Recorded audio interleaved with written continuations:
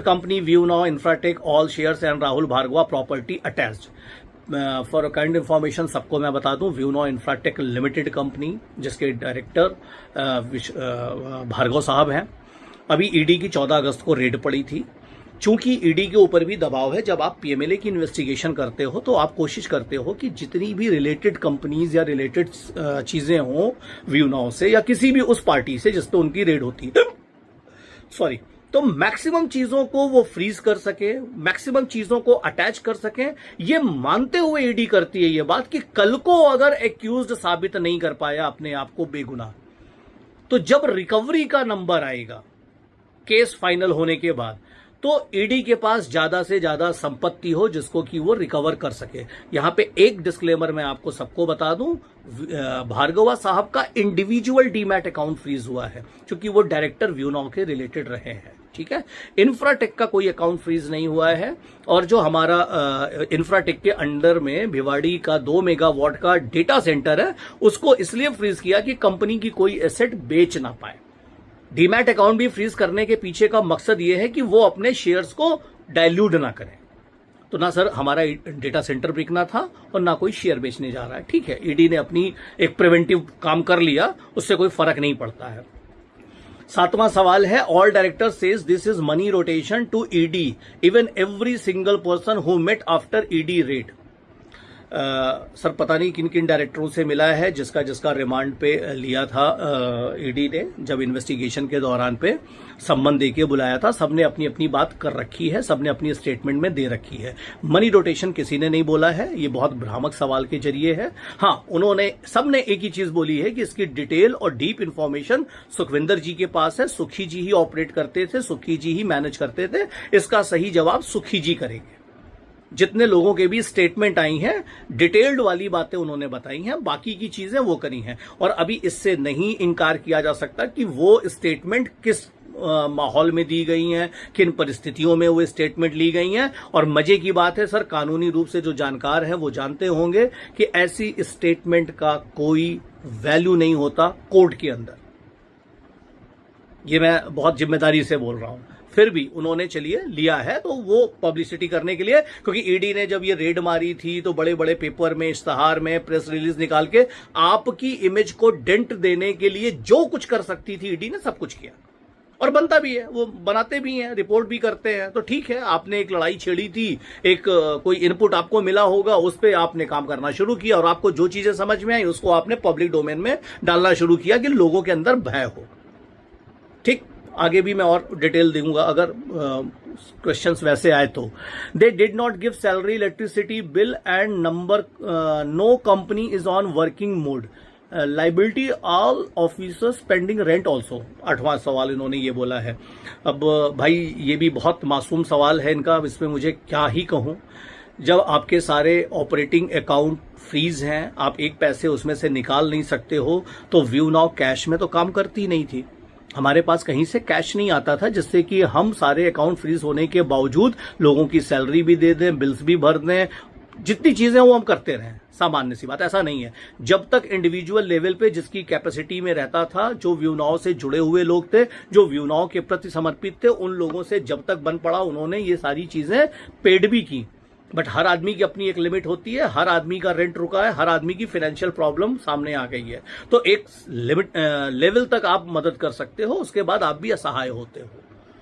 तो इसका जवाब यही है सर कि ये अकाउंट फ्रीज होने की वजह से आपके ऑपरेटिंग अकाउंट रुके हुए हैं, आपके पास पैसों को अरेंज करने का, और आप कोई और काम करते नहीं हो, ठीक है। इसलिए ये सारे ड्यूज हैं। जब कंपनी बाहर आएगी तो सारे ड्यूज भी क्लियर होंगे, इसके लिए चिंता करने की आवश्यकता नहीं है। No single person from the board as well as employ and sales team is coming, even their employees told it's a scam.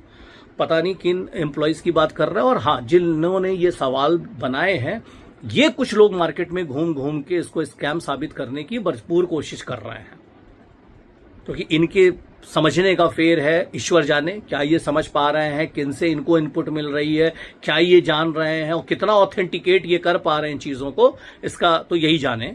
बाकी अगर कोई बोर्ड का मेंबर हो, जो भी हो, किसी ने स्कैम आज तक नहीं बोला। अगर स्कैम बोला होता तो आज हम 10 महीने बाद आपस में ये चर्चा ही नहीं कर रहे होते। आज आपकी कंपनी प्रॉपर फाइट कर रही है, अपनी मेरिट पे फाइट कर रही है, पीएमएलए को चैलेंज करके फाइट कर रही है। इसलिए आप लोग इस तरीके की चीजों को फैला के कहीं ना कहीं मिसगाइड, एक शब्द मैंने सुना है, लोग बोल रहे हैं मिसगाइड करते हैं, पॉजिटिव पॉजिटिव बोलते हैं। बहरहाल मैं इसको बात पे आता हूं। No single news in return how this case is quashed, only fake news positive.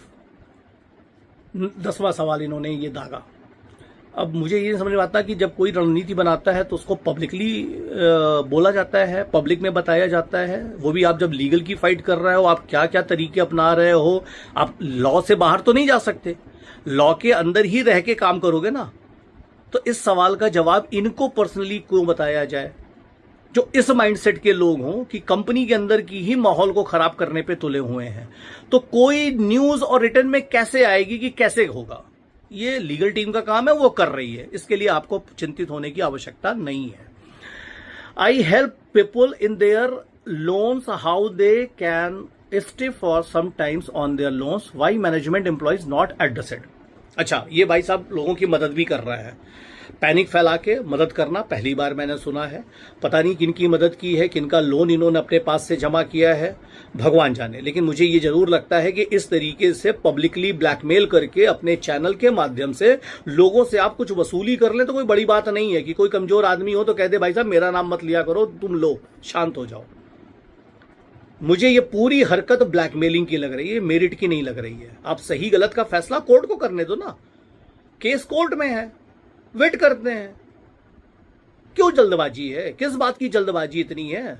आप बार बार किसी को टारगेट कर रहे हो, ऐसा क्यों? मेरा सवाल तो ये है, क्यों? सब परेशान है, लाखों लोग परेशान है, रेंट किसी को नहीं आ रहा है। और जिनको वाकई कंपनी से नहीं उम्मीद थी, उन्होंने केस फाइल कर दिया, उन्होंने रिकवरी सूट फाइल कर रखा है। आप जाके रिकवरी सूट फाइल करो, समझ में आता है, कोर्ट के थ्रू लड़ो ना। अब मीडिया ट्रायल क्यों कर रहे हो अपने चैनल के थ्रू? ये सही चीज नहीं है मेरी समझ में। ED regular working their orders on section 70 applied, then it is a big recovery for ED.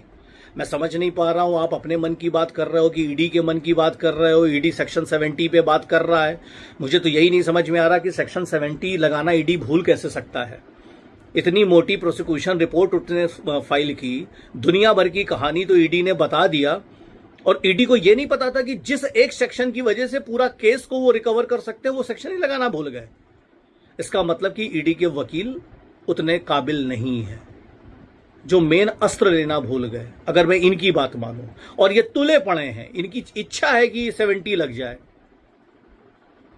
उसको लगा कि ये क्या करेंगे ईश्वर जाने, उससे क्या ये साबित करना चाहते हैं भगवान जाने। लेकिन वो अभी कोर्ट में है, 16 सितंबर की डेट पड़ी हुई है, वहां पे कंपनी को जवाब देना है। 70 क्यों ना लगे, और लगे, इस पे जवाब प्रॉपर कंपनी देगी। तो हम वेट करते हैं कंपनी के जवाब का। 13वां सवाल इन्होंने दिया है, Sukhi sir not talk about inventory and their clients, you now working on quashing only. बेहद मजाकिया बात इन्होंने करी है, और बेहद जिसे मैं कह सकता हूं गैर जिम्मेदाराना। सुखी सर की ही बाइट है, जो लोग कोर्ट में मिलने गए हैं। रिमांड के टाइम पे 5-6 राउंड की इन्वेस्टिगेशन की है ईडी ने, और सुखी सर ने कॉन्फिडेंटली ये बात बोल रखी है सभी को कि कंपनी ने अपनी सारी इन्वेंट्री उनको शो कर रखी है, 21 लोकेशन के बारे में इंफॉर्मेशन दे रखी है। जितनी ईडी की डिमांड थी, जितनी उनकी डिमांड में पार्टिकल निकल रहे थे, उससे कहीं ज्यादा टेराबाइट की इन्वेंट्री सुखी जी ने ईडी को दे रखी है। और अगर ईडी कोर्ट में नहीं ला पाएगा तो कंपनी को लाने का अधिकार है। मैंने पहले भी कहा है, फिर कह रहा हूं, हम जिस तरह का बिजनेस करते हैं, यहां पे बहुत सी चीजें पब्लिक डोमेन में नहीं दी जा सकती। इस बात को लोग समझने को तैयार नहीं है। पता नहीं वो नेटवर्क मार्केटिंग के लोग रहे हैं या ट्रेडिशनल लोग रहे हो, जिनको आइडिया ही नहीं है कि डेटा बिजनेस कितनी इंपॉर्टेंट चीज है। अब मैं थोड़ी सी अपनी बात करता हूं। ये तो इनके सवालों के जवाब मैंने देने की कोशिश की, जो मुझे लगा, जो मैं समझ पा रहा था। और ये वाहियात टाइप की बातें हैं, इसका कोई मतलब नहीं है। इससे अच्छे सवाल ईडी कर रही होगी। आप ये पब्लिक में डाल के पब्लिक को पैनिक करने की कोशिश कर रहे हो, और बहुत ओवर स्मार्टनेस दिखाने की बात हो रही है कि देखो मेरे को ये पॉइंट है। पहली चीज, सर 2 तरह के लोग होते हैं। जैसे मैं ईडी को गलत नहीं मानता, और एक यूट्यूबर कोई थे स्कैम रिपोर्टर, पर्सनली मैं उसकी रिस्पेक्ट करता हूं। किस लिए? क्योंकि वो पहले दिन से नेगेटिव था, पहले दिन से वो कंपनी के पीछे पड़ा है, वो ढूंढ रहा है कि कैसे कंपनी को डेंट पहुंचाया जाए, कंपनी को बंद कराया जाए, वो लगा है, उसकी स्टेटमेंट में कभी चेंजेस नहीं आए।